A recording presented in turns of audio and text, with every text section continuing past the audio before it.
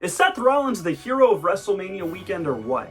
For 10 years, the man has lived rent-free inside the Tribal Chief's mind, and that came to fruition and to a big blow-off at WrestleMania 40. We saw it happen in the main event before our very eyes. And don't tell me I'm the only one that thought just for a split second when we heard that Shield theme, Dean Ambrose was going to join Seth Rollins in the ring coming down through that crowd. I thought it.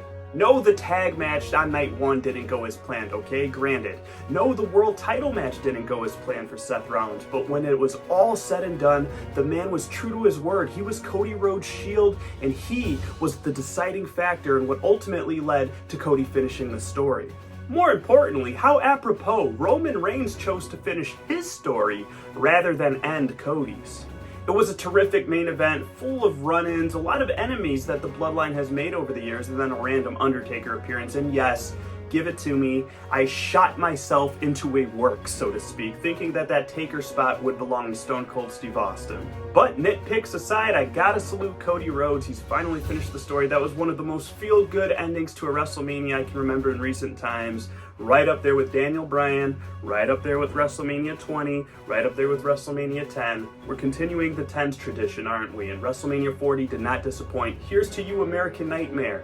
Drew McIntyre did defeat Seth Rollins to kick off night 2, but he ultimately let his hate consume him. He just couldn't leave CM Punk alone. He had to rub it in his face afterwards, and that ultimately was his undoing. He also sent out a tweet mid-match that I've probably sent about 1,000 times. Man, he's just like me for real, ain't he? But it is a sad day for the Damian Priest is an idiot crowd, isn't it?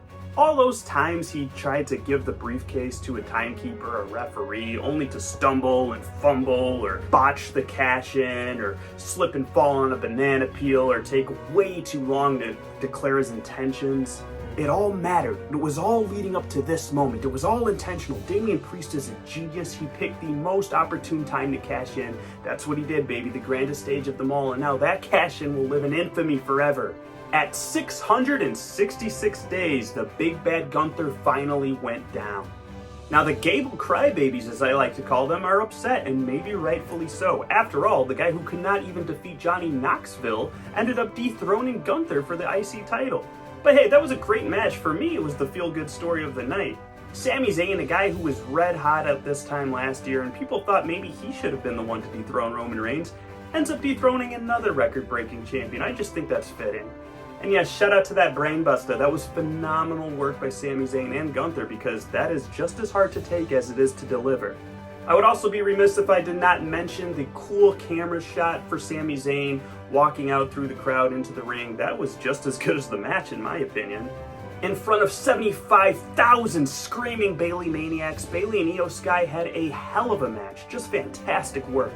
Bayley ultimately got the win, which was an awesome feel-good moment in and of itself, and Damage Control took more L's over the weekend than I guess F-bombs were dropped over the weekend total, including the Hall of Fame.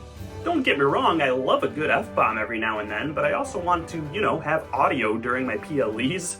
But shout out Bayley. I've said it here before on the channel, I'm gonna say it again. She is the best of the 4 horsewomen, and she proved it why in that WrestleMania match that I think was maybe the match of the night. As for Io, it's kind of a mixed bag. Yes, she looked phenomenal because she was given time. She also kind of looked weak because in the one match she didn't have Damage Control for, she lost. But you know what? That's wrestling, right? I gotta give a toast here for Bayley. That was an awesome moment, one that I will not soon forget.